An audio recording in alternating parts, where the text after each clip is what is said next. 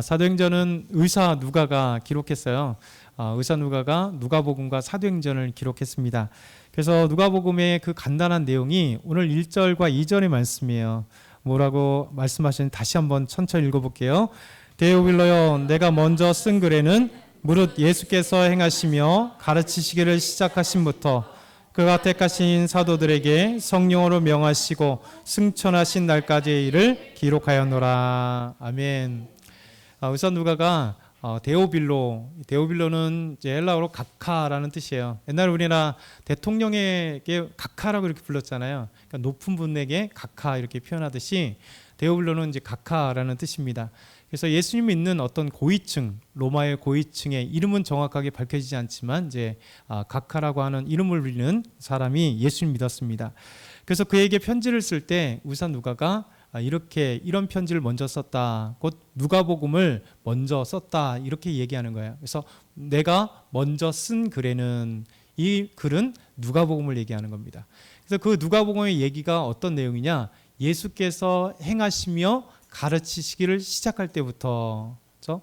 예수님의 유년기는 짧죠. 그래서 태어나신과 유년기는 되게 짧은데 예수님의 전체적인 내용이 복음서의 기록들이 또 누가복음만이 아니라 마태, 마가, 누가, 요한복음은 유년기는 짧고 없는 데도 있고 그리고 예수님의 3년 사역을 우리에게 보여주고 있어요.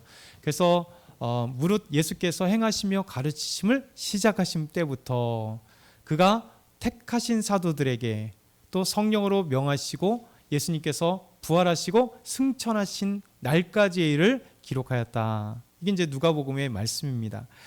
그래서 오늘 이 누가복음을 통해서 먼저 데오빌로가 예수 그리스도를 더욱더 확실히 믿었어요. 오늘 이제 부활주일인데 예수님께서 고난주간에 고난을 받으시고 십자가에 못 박히시고 그리고 장사되었다가 오늘 새벽에 부활하심으로 영광의 주님을 우리가 믿게 된 거죠. 그래서 이 복음서를 또 보고 이 복음서를 읽고 이 복음서를 듣는 사람이 바로 예수 그리스도를 통하여 구원받고 예수님의 놀라운 길을 알게 된 거예요. 그래서 이 의사 누가는 자세하게 이제 누가복음을 기록하여서 복음서를 기록하고 이제 사도행전, 곧 사도행전을 기록한 겁니다. 그래서 이제 복음서 이후에 사도행전을 기록함으로 복음이 어떻게 전달되게 되었는지에 대해서 기록하게 된 거죠. 그래서 예수님께서 승천하시면서 성령이 임할 거를 약속하셨고 예수님이 승천하고 난 뒤에 그리고 난 뒤 약 일주일 뒤가 바로 오순절 날이에요. 그 오순절 날에 이 120명 성도들이 매일같이 일주일 정도 하나님 앞에 모여서 마가의 다락방에서 함께 기도하다가 그 각각 사람들에게 불꽃 같은 성령이 임하시고 회오리 같이 놀라운 역사가 일어나며 그들의 입에서는 난고 방언, 각 나라 방언들이 그들에게 터지고 그리고 성령의 능력으로 말미암아 담대함이 생겼죠. 그래서 오순절 날에 성령이 임하시니까 성령이 임하셨을 때 그 모습을 보여줘요. 우리의 삶이 변화되고 담대해지고 베드로가 초라하게 그 여종 앞에 또 사람들 앞에서 3번이나 예수님을 부인했잖아요. 근데 그 부인했던 그가 예수님이 십자가에 죽으신 기껏해 50일밖에 안 돼요. 근데 50일 이후에 어떻게 변했느냐? 담대하게 나가서 그냥 예루살렘 거리에 나가서 예수 그리스도 너희들이 구약에서 하나님이 예언했던 그 예수가 이 땅에 와셨고 예수님께서 너희들이 십자가에 못 박혔고 그가 죽었다가 그러나 그분은 살아나셨다. 그래서 복음을 담대히 증거하죠. 이 말씀을 듣고 예루살렘의 사람들이 50일 전에 예수님을 죽인 사람들이에요. 예수님을 죽이라고 외친 사람들이에요.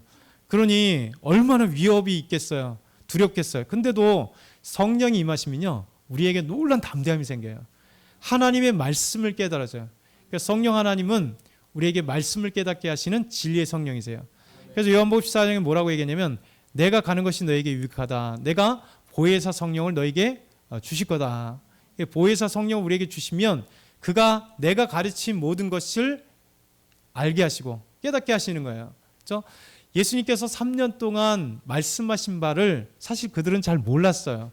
근데 성령이 임하시고 나니까 성령 하나님께서 예수님이 가르쳐 주셨던 말씀의 의미를 깨닫게 된 거예요.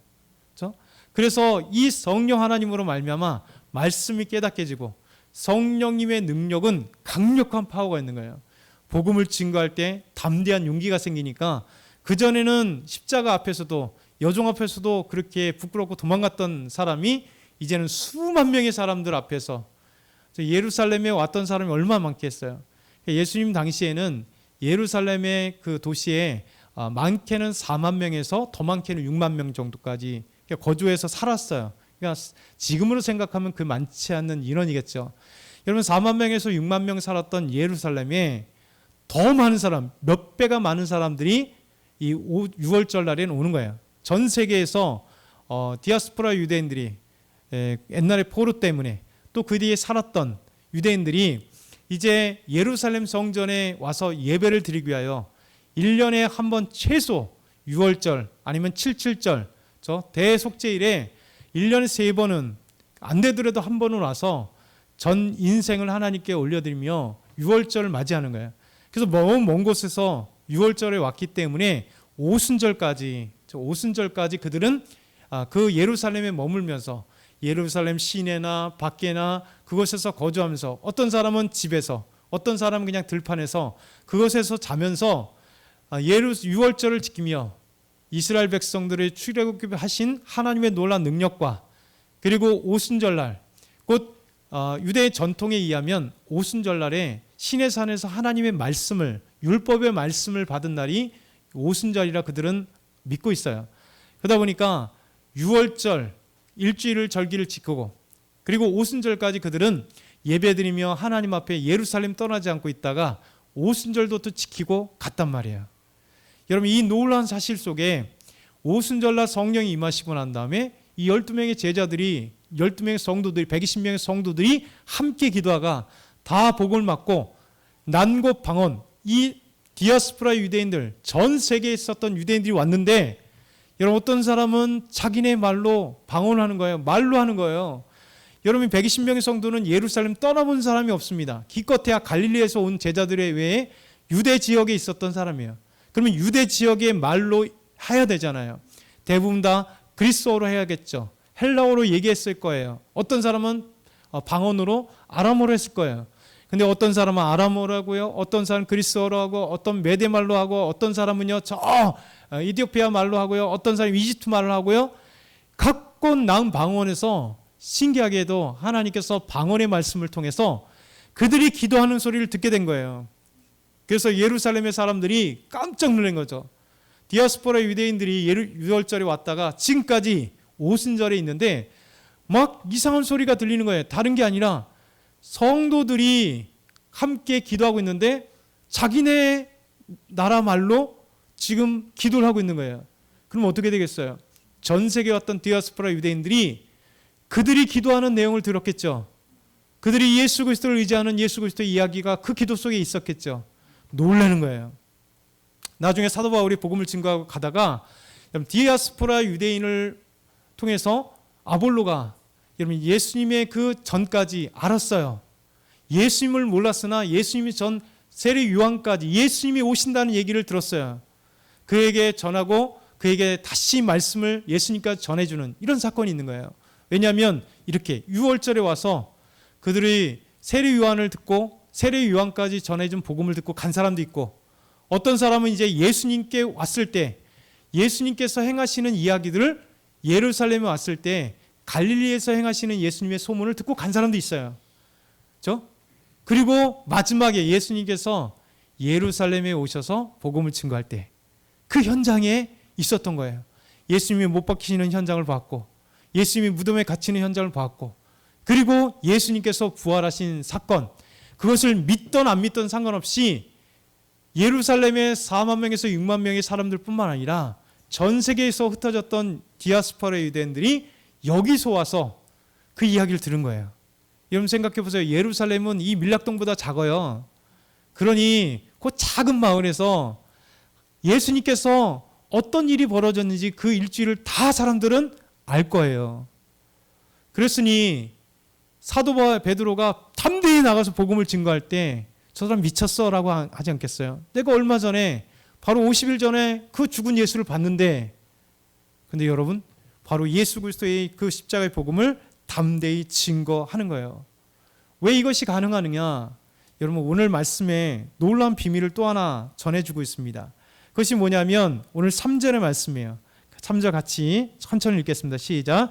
그가 고난 받으신 후에 또한 그들에게 확실한 많은 증거로 친히 살아계심을 나타내서 40일 동안 그들에게 보이시며 하나님 나라의 일을 말씀하시니라. 아멘.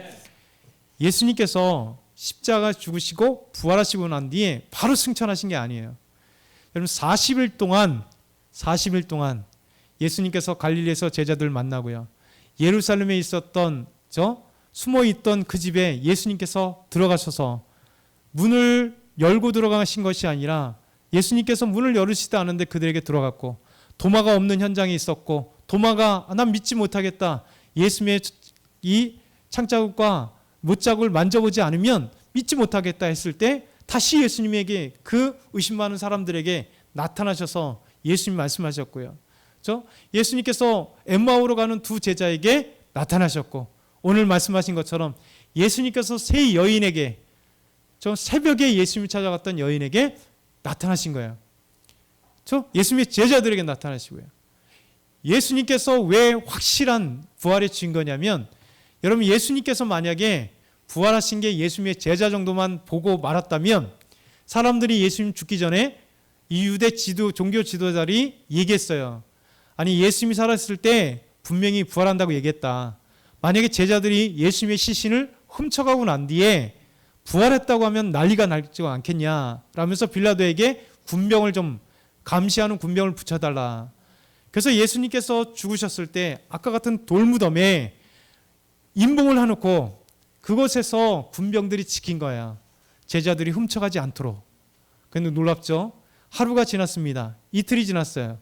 그럼 이제 더 이상 예수님 부활하지 않는 거예요. 훔쳐갔다 해도 거짓말이 되겠죠. 근데 그러니까 새벽에, 3일 새벽에, 부활된 새벽에 군병들이 없었던 거예요. 그래서 너무 놀랍게 이 세 여인이 찾아갈 수 있었다라고 생각할 수 있어요. 어찌됐든 간에 예수님께서 이 몇몇의 사람들에게만 나타난 게 아니라 어떻게 해요? 40일 동안 친히 부활의 모습으로 제자들에게, 예루살렘 사람에게, 그리고 고린도전서 15장 부활장에 보게 되면 예수님께서 게바에게도 보이시고, 그 다음에 500의 형제에게 일시에 보이시고. 여러분 이게 제일 확실한 증거 아니겠어요? 왜냐하면 내가 본 것만큼 확실한 게 어디겠어요? 그것이 나 혼자가 아니라 2명이면 더 확실하고, 10명이면 더 확실하고, 500명이 한 번에 봤으면 거짓말이 아니에요. 최면술이 아닙니다. 근데 예수님께서 그렇게 한 번에 보이고 끝난 게 아니라 40일 동안 예루살렘의 사람들에게 보이시고, 갈릴리에서 보이시고, 예수님이 친히 살아계심으로써 보여주신 거예요. 이게 부활의 확실한 증거입니다. 여러분 그 어떤 것도 확실한 증거가, 이만큼 더 확실한 증거가 없겠어요. 그래서 여러분 생각해 보세요. 1차 증거로 본 사람이 많으니 복음서가 나중에 기록되었을 때 사도 바울이 복음을 증거하고 제자들이 복음을 증거하고 이제 1세대가 서서히 지나갈 쯤에 이제 복음서가 쓰여지게 돼요. 마가복음부터 시작해서 마태마가, 누가, 요한복음이 쓰여집니다. 왜냐하면 1세대들은 예수님을 경험했어요. 예수님과 함께 갈릴리 지역에서 복음을 증거됐고, 우리가 오병이어 7병이어 경험했고, 또 그곳에서 말씀하시는 거 경험했어요. 눈으로 직접 봤고, 그리고 예루살렘에서 예수님께서 십자가에 죽으신 걸 봤어요. 그리고 부활하신 걸 봤어요. 그 세대는 강력하게 베드로가 증거하고 복음을 증거하고 여러 제자들이 복음을 증거해서 예수님 믿었어요.